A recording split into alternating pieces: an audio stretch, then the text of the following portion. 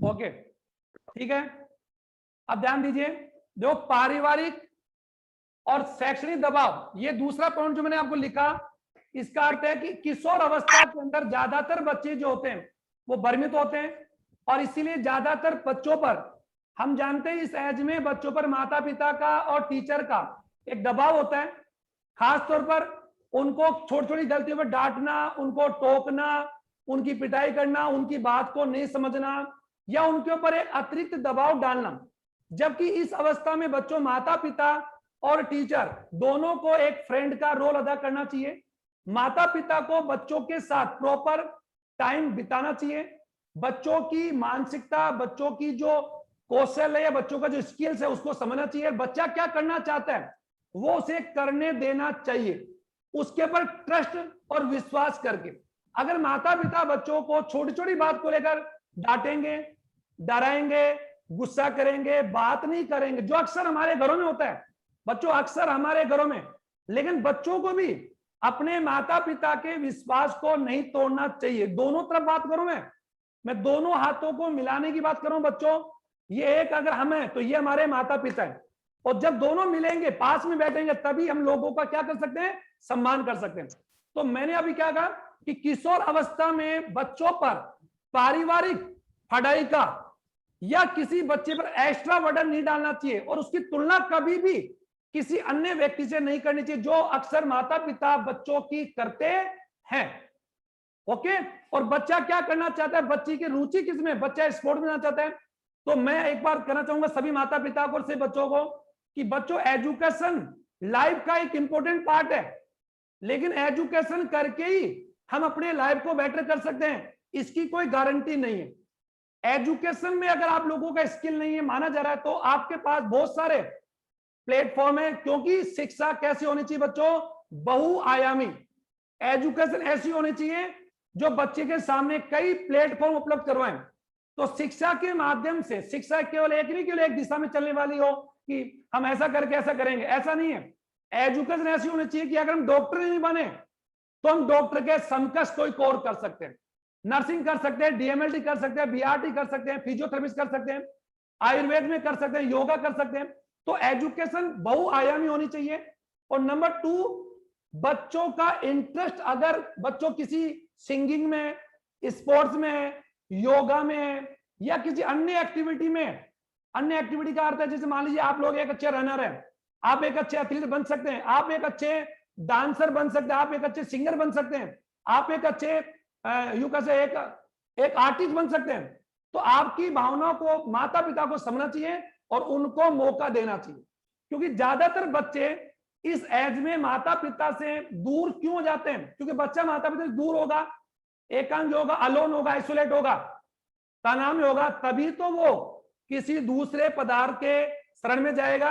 तो बच्चा इस एज में माता पिता से दूर नहीं हो, अलोन नहीं हो, तनाव में नहीं हो, डिप्रेशन में नहीं हो, ये तभी संभव है जब माता पिता बच्चे की हरकतों को, बच्चे के व्यवहारों को देखें, नोट करें कि बच्चा तनाव में तो नहीं है, बच्चा अकेला कैसे रहता है, कम क्यों बोलता है, खाना टाइम से क्यों नहीं खाता, या उसके दोस्त कैसे हैं। इन सब की जानकारी माता पिता को होनी चाहिए, और माता पिता को अपने बच्चों पर और बच्चों को अपने माता पिता के ऊपर विश्वास करना चाहिए, तभी ये तालमेल बनेगा। और साथ ही स्कूल के अंदर भी टीचर को बच्चे पर एक अतिरिक्त दबाव नहीं डालना चाहिए।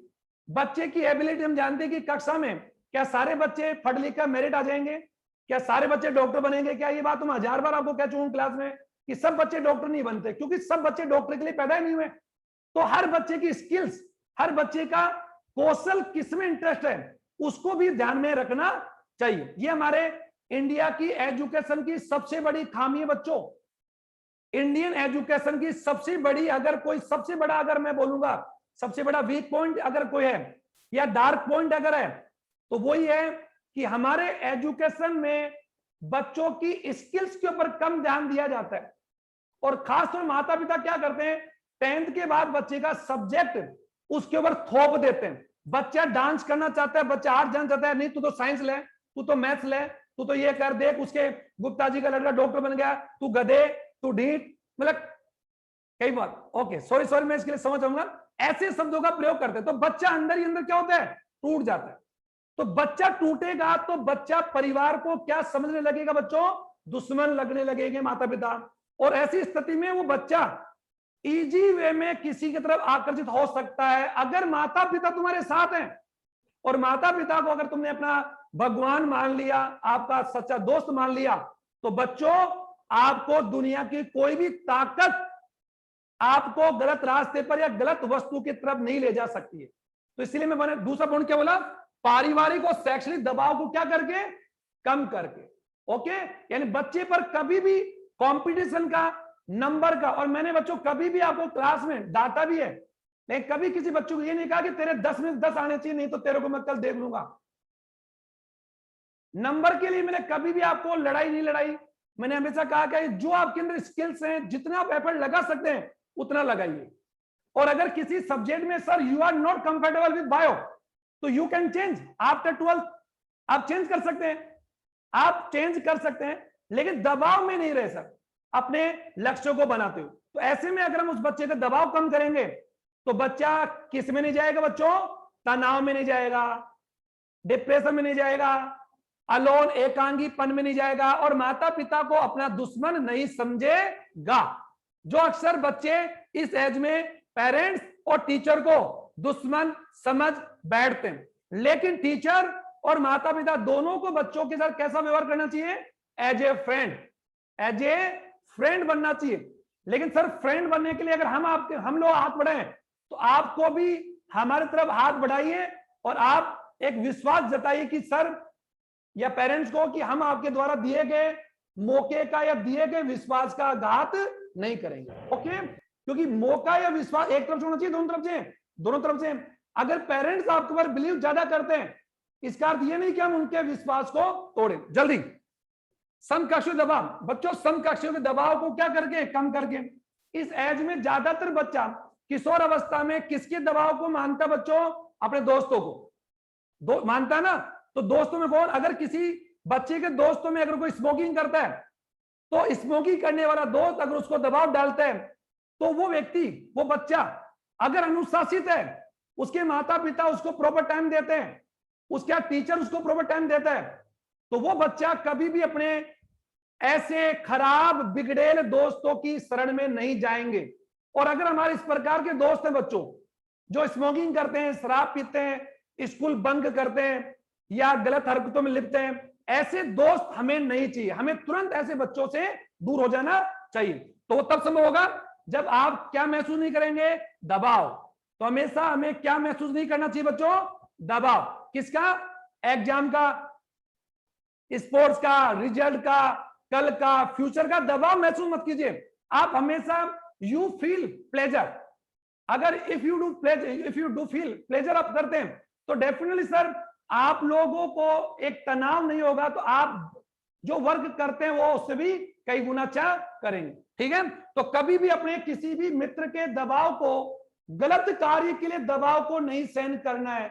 गलत मतलब स्कूल बंद करना है, वर्क नहीं करना है, अरे सर क्या करेंगे, पापा क्या करेंगे, ले तो सिगरेट पी लो या फिर ड्रग खा लो, ऐसा नहीं करो। ओके, तो समकक्षों के दबाव को भी हमें सहन नहीं करना चाहिए, खासतौर पर किसके लिए, गलत काम। हाँ, अगर आपका मित्र अच्छे काम के लिए दबाव डालता है, तो ऐसे दबाव को एक्सेप्ट करना चाहिए। जैसे कि आपका दोस्त आपको कहता है, ले यार आज अपन 3 घंटे पढ़ते हैं, आज अपने आप ये ट्यूशन करते हैं या अपन ये फॉर्म भरते हैं, लो चलो अपन ये गेम खेलते हैं, तो वो आपको अच्छे काम के लिए मोटिवेट करे, तो सर यू शुड एक्सेप्ट, आप उसको एक्सेप्ट करना चाहिए। ओके, शिक्षा परामर्श, देखो शिक्षा और परामर्श, education and counselling is the best, यानी बेस्ट, यानी to best part of our life. ये हमारे जीवन के 2 इंपॉर्टेंट व्हीकल है सर, एजुकेशन एंड परामर्श। तो शिक्षा और परामर्श के द्वारा, और परामर्श कौन दे सकता है, माता पिता, परिवार और दोस्त। इनके परामर्श का द्वारा भी हम लोगों को क्या कर सकते हैं बच्चों, जागरूक कर सकते हैं, नशा मुक्ति अभियान चला सकते हैं, नुक्कड़ नाटक कर सकते हैं, पंपलेट का यूज कर सकते हैं, फिल्में बना सकते हैं, नाटक बना सकते हैं, या फिर कोई किताबों में इसको ऐड कर सकते हैं, जो मैंने बता दिया था। तो जन साधारण को गाइड या काउंसलिंग या एजुकेट या फिर अवेयर करने के लिए हम उन्हें क्या करें, एजुकेट करें और काउंसलिंग देवे। और काउंसलिंग का जानते हो बच्चों, परामर्श। जब आप किसी बात को लेकर कंफ्यूज हो माना जा रहा है, तो यदि हम किसी व्यक्ति को अगर हम डोर टू डोर या एजुकेशन के द्वारा काउंसलिंग देंगे और हम उन्हें ये समझाएंगे कि ड्रग और नशीले पदार्थों का सेवन करने से क्या इफेक्ट पड़ते हैं, परिवार टूट जाता है, तनाव है, कई प्रकार बीमारी है और कई प्रकार के साइड इफेक्ट बताकर अगर हम उन्हें काउंसलिंग करते हैं तो नशीले पदार्थ के सेवन की हम क्या कर सकते हैं, रोकथाम कर सकते हैं। और जो नशे के आदी हैं उनका नशा या नशीले पदार्थ की आदत भी छुड़ा सकते हैं।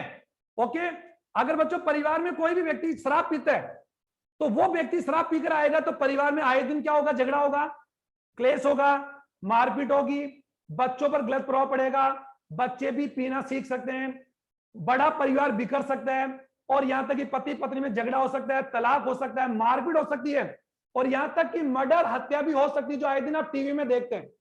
शराब पीकर पति ने पत्नी को इतना पीटा कि पत्नी की हत्या, पढ़ते ना टीवी में या न्यूज में पढ़ते हैं। तो ये शराब या नशीले पदार्थों की आदत आप लोगों या हम लोगों को एक अपराध की ओर लेके जा रही है। और कल मैंने कहा था कि यदि कोई व्यक्ति नशीले पदार्थ सेवन करता है तो वो बच्चों उसके अपराध की दुनिया में पहला कदम है क्या, हाँ, क्योंकि वो अपने नशे की, क्योंकि नशीले पदार्थ क्या चाहते हैं, महंगे।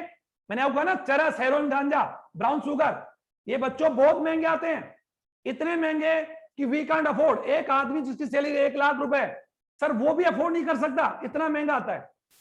तो आप सोच लीजिए, अगर नशे का आदी करने वाला व्यक्ति अगर इनका अफोर्ड करने के लिए वो परिवार में चोरी करेगा, परिवार में नहीं करेगा तो पड़ोस में करेगा, पड़ोस में नहीं करेगा तो आपके आसपास चोरी करेगा, चोरी करेगा तो चोरी करने के चक्कर में उसे कभी कभार मर्डर भी करना पड़ता है। कई बार देखा होगा कि चोरी करने के दौरान जब कोई चोर पकड़ में आ जाते हैं और परिवार के लोग जग जाते हैं तो चोर क्या करते हैं, अपराधी अपने चीज पकड़े जाने के डर से उन परिवार के लोगों को मार देते हैं। तो कहां तो वो नशीले पदार्थ का सेवन कर रहा है और कहां वो चोर बन गया और कहां वो एक बड़ा हत्यारा भी बन गया। अब आप सोच लीजिए, तो ये हम दूर कर सकते हैं शिक्षा परामर्श के द्वारा। ओके ओके बच्चों। और अच्छा, लास्ट आ रहा है, अगर कोई व्यक्ति नशीले पदार्थों का एडिक्ट है, वो कई सालों से उसका सेवन कर रहा है, तो उसका पारिवारिक परामर्श के साथ साथ हमें उसे एक अच्छे डॉक्टर के पास लेकर जाना चाहिए। क्या हमारे समाज में क्या अवसाद या डिप्रेशन या तनाव आदि को दूर या नशे आदि को दूर खत्म करने के लिए क्या विशेष प्रकार के स्पेशलिस्ट डॉक्टर हैं, जिन्हें आप क्या बोलते हो बच्चों, मनोचिकित्सक, साइकेट्रिक बोलते हो ना, मनोचिकित्सक आप भी बनोगे आगे जाकर। तो साइकेट्रिक या मनोचिकित्सक या डॉक्टर के पास ले जाकर हमें उस व्यक्ति का क्या करवाना चाहिए, काउंसलिंग, मतलब परामर्श, यानी उसको काउंसलिंग देनी। तो काउंसलिंग कौन दे सकता है, परिवार दे सकता है, समाज दे सकता है। और अगर परिवार और समाज का परामर्श अगर किसी व्यक्ति पर नहीं पूरा हो रहा है तो सर हमें उसको कहां पर लेकर जाना चाहिए, we should take him and her a doctor, हमें उसको एक डॉक्टर के पास लेकर जाना चाहिए। तो ये सारे पॉइंट किसके हो गए बच्चों, किसके हो गए, नशीले पदार्थ के सेवन की रोकथाम की, ठीक है। ओके, अच्छा अब 1% इसी में ये तो हो गया। अब 1% वो करवाता हूं जल्दी।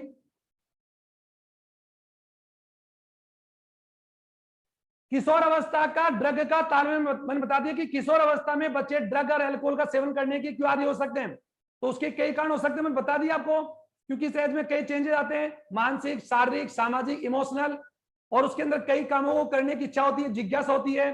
तो वो इन नशीले पदार्थों का टेस्ट करने के चक्कर में भी, क्योंकि कई बार हम किसी चीज की शुरुआत क्यों करते हैं, जिज्ञासा के कारण, यार कैसा होगा देखें। कोई भी कोल्ड ड्रिंक, कभी ना कभी बच्चों कोल्ड ड्रिंक का सोडा वाटर आपने पहली बार तो पिया होगा। तो जैसे हम कोल्ड ड्रिंक का सोडा वाटर जब पहली बार पीते हैं टेस्ट करने के चक्कर में कि टेस्ट कैसा है, ऐसे ही कोई बच्चे अल्कोहल या शराब को पीना भी सीख सकते हैं, उसका टेस्ट करने के लिए दबाव में, तनाव में, और मैंने बता दी कई कारण हो सकते हैं। तो किशोर अवस्था और ड्रग के सेवन का एक अटूट संबंध है, यानी दोनों एक दूसरे के डायरेक्टली कोरिलेटेड बच्चों, डायरेक्टली कोरिलेटेड है। जैसे किसी कंडक्टर में, इलेक्ट्रिक कंडक्टर में इलेक्ट्रिक करंट और रेजिस्टेंस जो प्रतिरोध है वो एक दूसरे के कहीं ना कहीं अगर बात हम करें एक दूसरे के कोरिलेटेड होते हैं ना, क्योंकि अगर कंडक्टर में रेजिस्टेंस ज्यादा होगा तो इलेक्ट्रिसिटी क्या होगी, कम होगी। ये तो आप सब जानते हैं, ऐसी बात नहीं। तो वैसी किशोर अवस्था और नशीले पदार्थों का रिलेशन एक प्रकार से एक अटूट है। तो ये मैंने आपको बता दिया, और सबसे बड़ा कारण यही है कि इस एज में क्या क्या चेंज होते हैं, अपनी बुक से पढ़ोगे। अब नशीले पदार्थों की आदत लग जाने को क्या कहते हैं बच्चों? व्यसन। अब मैं इसको एक बार रिपीट कर रहा हूं कि यदि कोई व्यक्ति किसी नशीले पदार्थ या ड्रग या दवा को लेने के लिए शारीरिक और मानसिक रूप से आदतन हो जाए या आदी हो जाए, तो ऐसी स्थिति को व्यसन कहते हैं, और उस व्यक्ति को व्यसनित व्यक्ति कहते हैं, एडिक्ट पर्सन कहते हैं। ठीक है, जबकि हम जानते हैं कि नशीले पदार्थ की शरीर को शारीरिक अवस्था ना होते हुए भी, शारीरिक अवस्था किसी भी नशीले पदार्थ की शारीरिक आवश्यकता ना होते हुए भी कोई व्यक्ति उसको जब लेता है तो उसके शरीर का नर्वस सिस्टम और तंत्रिका तंत्र जो स्पेशली है वो उस व्यक्ति के शरीर में इस प्रकार का यूं कह सकते हैं कि स्थिति उत्पन्न करते हैं, इस प्रकार का डिप्रेशन उत्पन्न करते हैं कि वो व्यक्ति उस पदार्थ को लिए बगैर नहीं रह सकता, और ऐसी स्थिति को क्या बोलते हैं? व्यसन।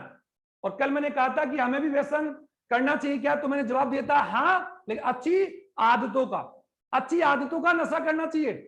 हमें भी जीवन में अच्छी आदतों का अगर नशा करना पड़े तो बच्चों हमें करना चाहिए, क्योंकि अच्छी आदत अगर लग जाती है तो उसका तो कहना है क्या, तो बुरी आदतों से बचे, अच्छी आदतों को स्वीकार करना चाहिए। ओके बच्चों, अब मैं जल्दी से अब नशीले पदार्थों के प्रकार जो मैंने कल आपको लिखवाए थे वो जल्दी जल्दी करवा रहा हूं। पहला प्रकार लिखवाया था बच्चों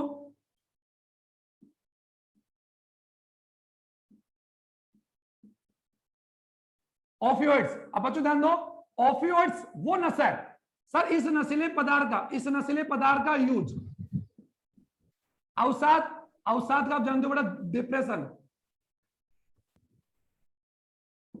यानी अवसाद में तनाव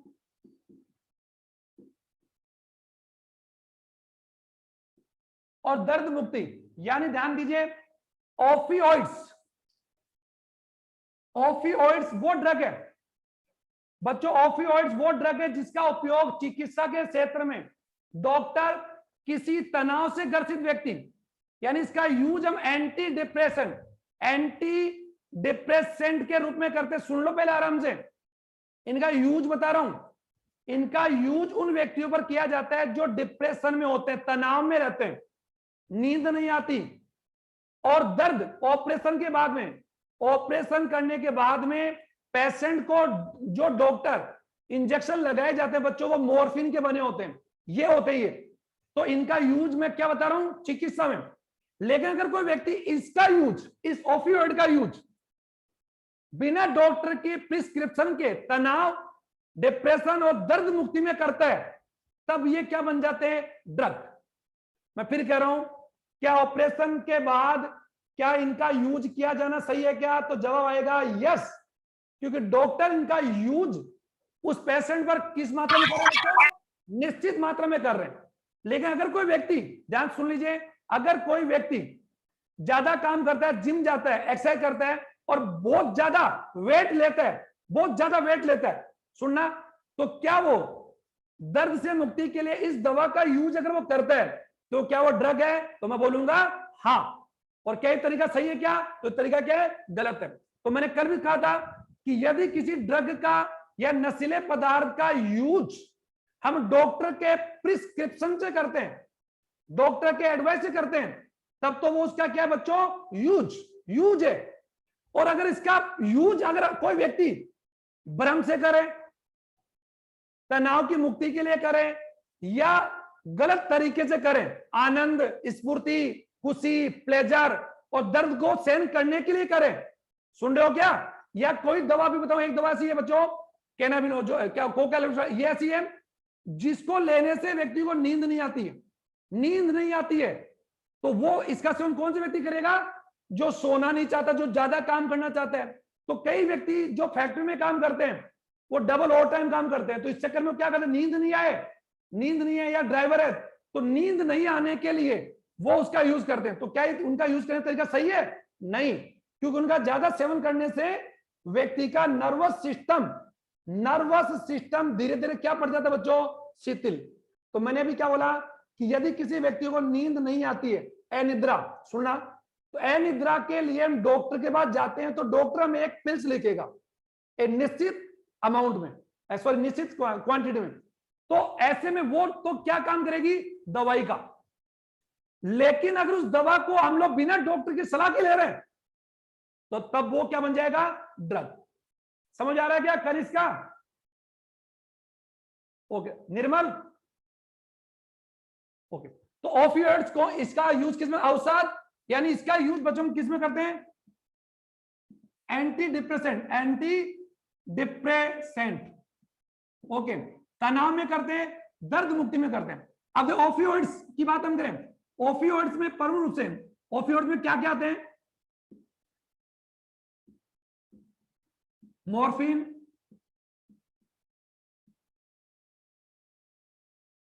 पेपेवरीन और कोडीन। ये जो ड्रग है, ये ड्रग किससे प्राप्त होता है बच्चों, अफीम से, अफीम एंड ओपियम। और इसका बॉटनी के लिए हम लिख रहा हूं बच्चों में पेपेवर, पेपेवर सोमनीफेरम, सोमनी, बच्चों दिख रहा होगा सबको आपको, पेपेवर सोमनीफेरम। और हम जानते हैं ये इसका कौन सा नेम है, द्विनाम पद्धति से ये इसका कौन सा नाम बच्चों, वंश का, ये किसका नाम, जाति का। और द्विनाम पद्धति में हम लोग पहला अक्षर किससे लेते हैं, अंग्रेजी के पहले अक्षर से, याद है ना आपको, बड़ा, और बाकी अक्षर किससे लेते हैं, छोटे। अरे द्विनाम पद्धति पढ़ी क्या आपने, कैरोस लिनियस ने बताया कि सभी पादपों का, जंतुओं का नाम दो शब्द है। पहला शब्द वंश जाति का, वंश और जाति के नामों को लैटिन भाषा में लिखते हैं, याद है ना। और वंश का पहला और बाकी अक्षर कैसे लिखे, मैंने वो देखो, पेपेवर सोमनीफेरम, हिंदी में लिख रहा हूं तो पेपेवर सोमनीफेरम, पेपे ऐसे,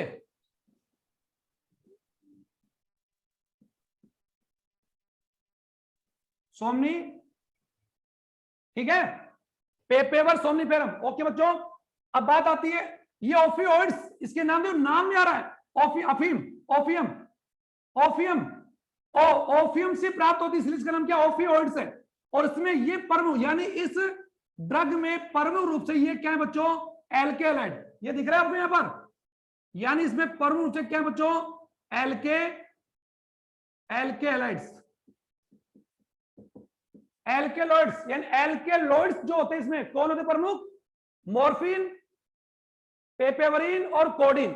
इनका यूज किस में करते हैं, ओपियोइड ड्रग। और ड्रग का मतलब बच्चों दवा, दवा कह रहा हूं मैं, दवाई, ठीक है, दवाई जिसे आप, और कई बच्चे उसे बोलते हैं दुआई, बोलते हैं ना, तो मैं दुआई बता रहा हूं आपको, ठीक है। तो ये मेडिसिन भी है और ड्रग भी है, ठीक है बच्चों। इसका ज्यादा यूज करने से क्या इफेक्ट पड़ेगा, अब सुनो आराम से, अब मैं एक बता रहा हूं। अब अफीम के पादप, अफीम के पादप का, अफीम का जो पादप है, इसकी जो कच्चा जो पादप, यानी इसका जो फल है, किस भाग से, कच्चे फल या कली का, कच्चा फल और पुष्प कली का। और इसमें देखा होगा बच्चों आपने, इसका फल इस प्रकार से होता है,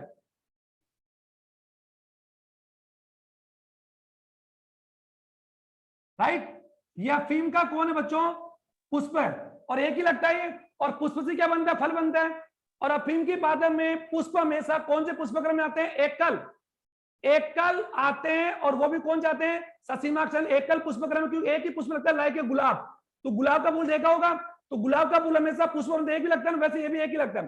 तो जब पुष्प से कच्चा फल बनता है, क्या बनता है बच्चों, कच्चा फल, उस कच्चे फल में चीरा लगाकर, क्या लगाकर बच्चों, चीरा लगाकर एक दूधिया पदार्थ निकलता है, दूधिया, उस दूधिया पदार्थ को आप लोग बोलते हो बच्चों लेटेक्स। ये अपने आप में एक दूधिया पदार्थ है, सुन रहे हो क्या, इस दूधिया पदार्थ, सुन रहे हो क्या, ये दूधिया जो पदार्थ है वो गंधहीन होता है और सफेद होता है। इसी सफेद दूधिया पदार्थ को हम कौन सी क्रिया से बच्चों,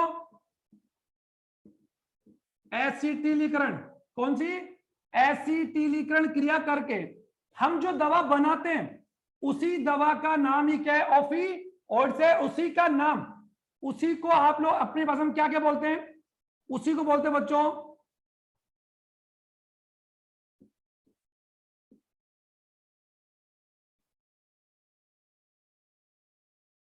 ब्राउन शुगर या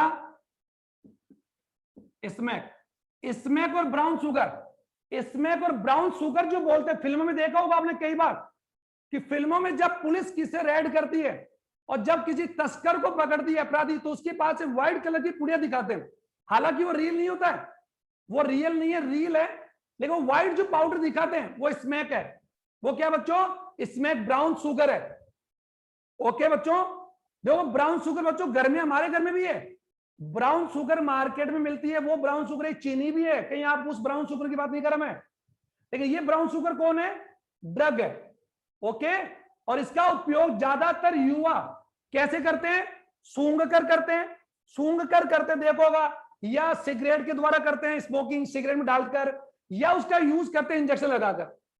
ओके, तो इनका यूज करने से क्या होगा कि हमारे जो व्यक्ति इसका सेवन करता है, हमारे सभी के शरीर में हर प्रकार के बाह्य पदार्थ को एक्सेप्ट करने और रिजेक्ट करने के लिए एक तंत्र है जिसका नाम सुना होगा अपने, इम्यूनिटी सिस्टम। तो ओपियोइड्स, जो ओपियोइड ड्रग है, इसको सेवन के लिए हमारी बॉडी में कौन है? ओपियोइड्स ग्राही है, ओपियोइड्स ग्राही। क्योंकि हर दवा को लेने के लिए आपकी बॉडी में कोई ना कोई क्या होता है बच्चों? रिसीवर होता है, जिसे आप लोग रिसेप्टर बोलते हैं ना। तो जब आप इसका सेवन करते हैं, इसका सेवन व्यक्ति कब करता है?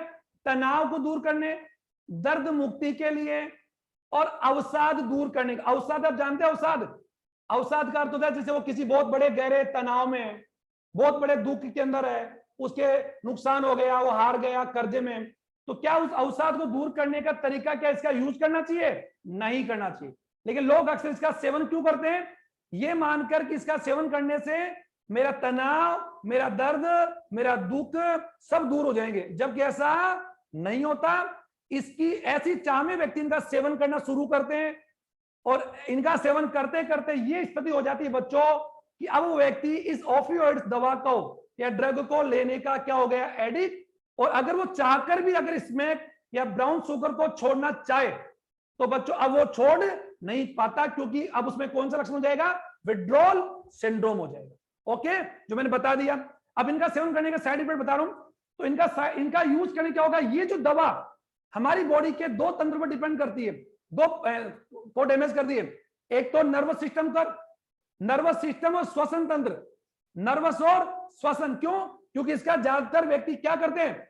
सूंघकर इसका यूज करते हैं। फिल्मों में देखो आपने, कई फिल्में दिखाई जाती है जिसमें किसी भी व्यक्ति को दिखाया जाता है, तो वहां पर देखा होगा कि कई फिल्में बनी, उस फिल्मों के अभी एक जो फिल्म आई थी बच्चों सिम्बा, तो सिम्बा में भी ड्रग दिखाया गया था, और ड्रग को पकड़ने के लिए ही ये फिल्म बनी थी। ध्यान दो, पुलिस ध्यान होता आपको, तो उसमें जब वो ड्रग का सीन दिखाते हैं तो वहां पर ज्यादातर जो लड़के लड़कियां दिखाए जाते हैं उनको ड्रग लेते हुए दिखाया गया। तो बच्चों क्या वो रील है क्या?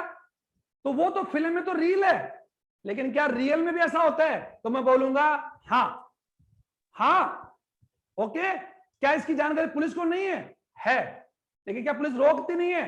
रोकती है, लेकिन उनके बाद अच्छा खासा पैसा पूछ जाता है, तो पुलिस भी अपने आप चुपचाप बैठ जाती है।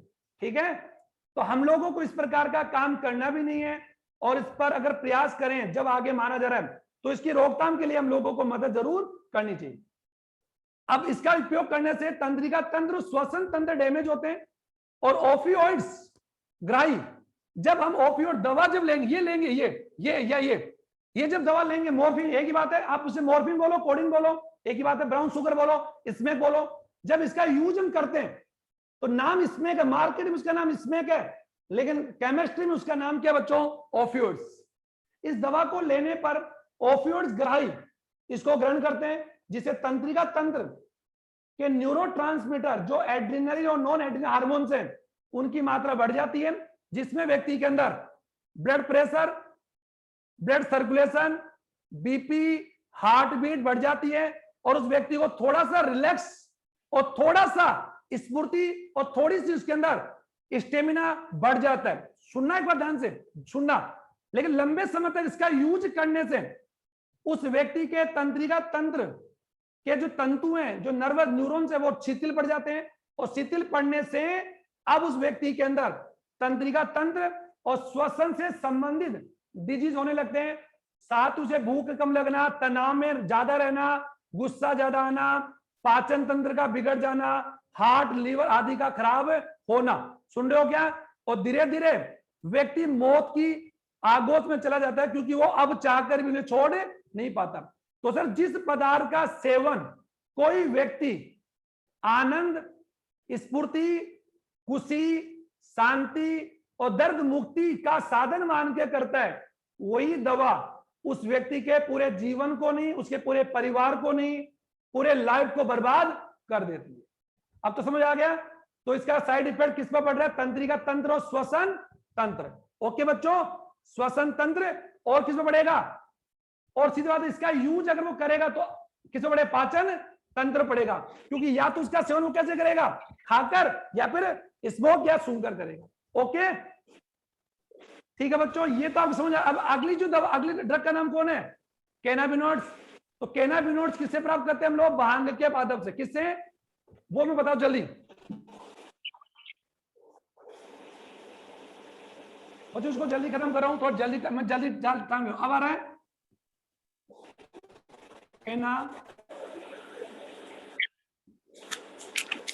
कैनाबिनॉइड्स और कोका।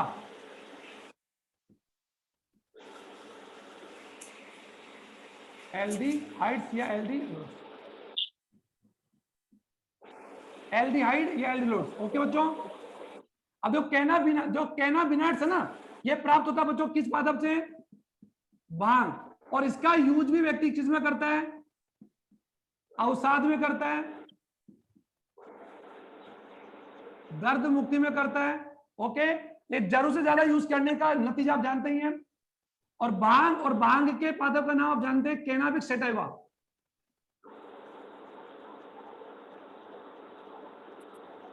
कैनाबिस बच्चों दिख रहा है क्या? कैनाबिस, कैना हिंदी तुम कर लोगे, कैनाबिस सैटिवा। सैटिवा पादप, भांग के पादप से प्राप्त होने वाली दवा को बोलते हैं कैनाबिस। और ये पादप के किस भाग से प्राप्त होती है? पादप के किस भाग से? पादप के पुष्पक्रम से, पर्ण से, उसकी छाल से।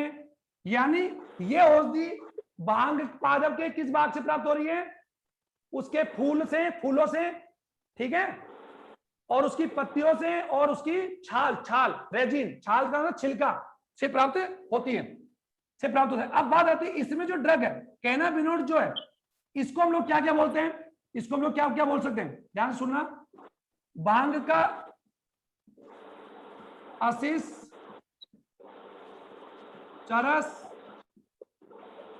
गांजा और भांग, ये इस नाम से मार्केट में बिकती है। और वैसे तो इसके निकनेम भी हो सकते हैं, अलग अलग नाम हो सकता है। पुड़िया भी हो सकती है, छोटी पुड़िया, ब्लैक पुड़िया, सूखी लकड़ी, सूखा फूल, अलग है। मैं आपको कोड नहीं बता रहा हूं कि तुम लोग सीख जाओगे नहीं तो। पैकेट देखो, ये बोल रहा है ना। ओके, तो ये अलग। अब आप बोल रहे ऐसा क्यों होता है? क्योंकि इनका निकनेम इसलिए बोलते हैं ताकि किसी को पता नहीं लगे। लेकिन क्या पुलिस को इनके कोड पता है? हाँ। क्या बिना पुलिस और बिना प्रशासन की सह से बच्चों कोई भी कार्य हो सकता है क्या? नहीं।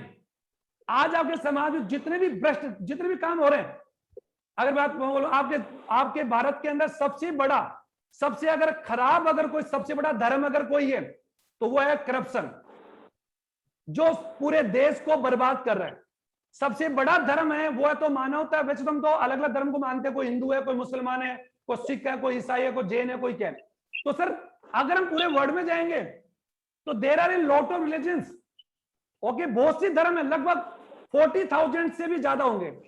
लेकिन उनमें सबसे घटिया अगर कोई धर्म है तो वो कौन सा है? करप्शन। और करप्शन आपके इंडिया के अंदर आप जानते हैं। और सबसे अच्छा धर्म कौन है? मानवता, ह्यूमैनिटी। लेकिन ह्यूमैनिटी तो कहां गई? कहीं दिखाई नहीं देती है।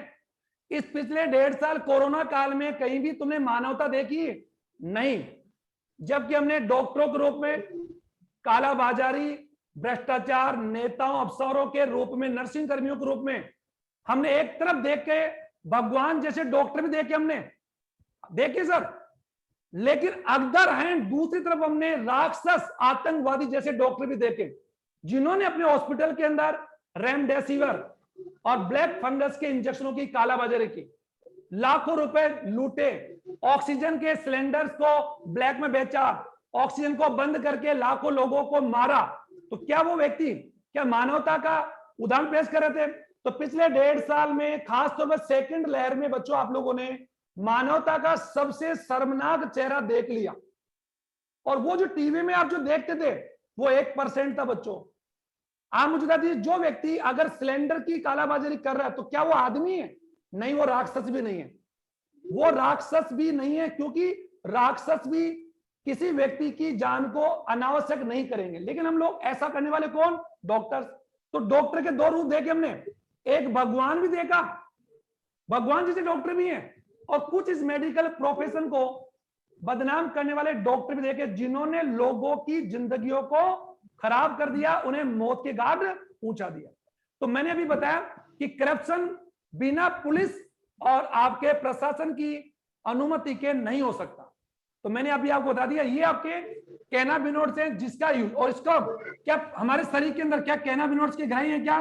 तो नाम क्या होगा? कैनाबिनोइड्स ग्राही। इन्हें क्या कर एक्सेप्ट करते हैं, और ये हमारे शरीर के कौन तंत्र ढीला करता है?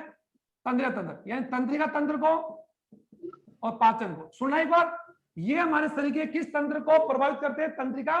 इनका सेवन करने से व्यक्ति में न्यूरोट्रांसमीटर, ये जो दवाइयां, ये जो ड्रग है बच्चों, क्या गांजा और भांग, और मैंने बता दिया भांग का यूज हमारे समाज में क्या मानकर करते हैं?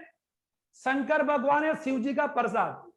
जबकि शिव जी खुद आकर आपको कहकर गए थे क्या कि भांग पियो, तो लोग कहते साहब ये तो शिव जी पीते थे। अरे नालायक, वो तो शिव जी थे, वो तो पी सकते हैं, वो तो जहर भी पी सकते हैं, वो तो शंकर भगवान है। हम कौन है? हम लोगों में शक्ति है क्या?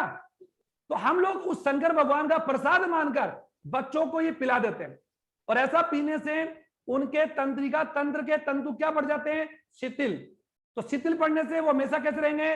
डिप्रेस में, तनाव में, आलस में, सपनों में, ड्रीम में, और हमेशा वो दूसरी दुनिया में खोए रहेंगे। बात कैसी करेंगे? बड़े बड़े, बहुत बड़े बड़े, कोई बहुत बड़े, कोई देवी गजे, बड़े बड़े जो महात्मा देखे आप लोगों ने, ये बड़े बड़े जितने भी साधु महात्मा बन के बैठे हैं, ये सभी ये गांजा भांग पीते हैं। और ये गांजा भांग पीने से उनका पूरा नर्वस सिस्टम इतना डैमेज हो जाता है कि वो इस दुनिया की बात नहीं करते हैं, वो सीधा डायरेक्ट किससे बात करते हैं? तीसरी दुनिया की बात करते हैं। भगवान से डायरेक्ट कनेक्शन, उनका डायरेक्ट कनेक्शन। वही मानते हैं कि मैं भगवान हूं, मैं हवा देख सकता हूं। नेट में भी एरोप्लेन मोड में डाल, बट आवाज एरोप्लेन मोड पर मत डालो, उसको उस पर डालो, ठीक है? तो मैं कह रहा हूं कि ऐसी स्थिति में इनका ज्यादा सेवन करने से व्यक्ति क्या हो जाएंगे? विभ्रक, विभ्रक, ठीक है बच्चों? विभ्रक या विभ्रमक भी कह सकते हैं, विभ्रक स्थिति हो जाए। और विभ्रक की स्थिति को बोलते हैं हेल्यूक्रेशन, बोलते हैं बच्चों, हेल्यूकैरेशन। व्यक्ति इनका ज्यादा सेवन करने से, और देखा होगा ज्यादातर साधु महात्माओं को आपने जब भी कभी कोई बात की होगी, वो हमेशा हिंदी में बात करते हैं, और हमेशा इस प्रकार बात करते हैं जिससे उनको दुनिया का पूरा नॉलेज है। और इस दुनिया का नहीं बच्चों, इस दुनिया में जो भी अन्य कोई स्थिति है, पाताल लोग है, स्वर्ग लोग है, नर्क लोग है, सारी आध्यात्मिक जानकारी करते वो। तो इसका अर्थ वो क्या, उनमें कौन सी स्थिति होती है? विभ्रक। और वो ऐसे ऐसे ख्यालात हमारे सामने रखते हैं, क्या लेकर आए हो, क्या लेकर जाओगे, मतलब हम लोगों को ज्ञान बांटते हैं, क्योंकि वो उनका सेवन कर करके उनके बॉडी क्या हो चुकी है? विभ्रक हो चुकी है। और वो ये दावा भी करते हैं कि हम लोग, मैं भगवान हूं, मैं सब कुछ ठीक कर सकता हूं। लेकिन हम उनके अनुयायी जो होते हैं, अंधभक्त, हम उनकी बातों को मानते हैं और उनकी बातों को मानकर उनका अनुसरण भी करते हैं। ओके बच्चों, तो ये मैंने स्थिति बता दी कि इनका सेवन करने से क्या स्थिति हो सकती है। और तंत्रिका तंत्र क्या हो जाएगी? शिथिल। मतलब वो व्यक्ति हमेशा आप लोगों को इस प्रकार से दिखाई देगा जैसे कि वो या तो बिल्कुल शांत होगा या फिर बहुत ज्यादा बोलेगा, और जब बात करेगा तो उसकी बात का कोई एंड नहीं है, क्योंकि उसके पास उससे ज्यादा नॉलेज दुनिया में और किसी व्यक्ति के पास नहीं है। ऐसा वो हमें दिखाई देता है। ओके, चलो लास्ट में बात करते हैं। ये तो हो गया। थर्ड है आपका कोका।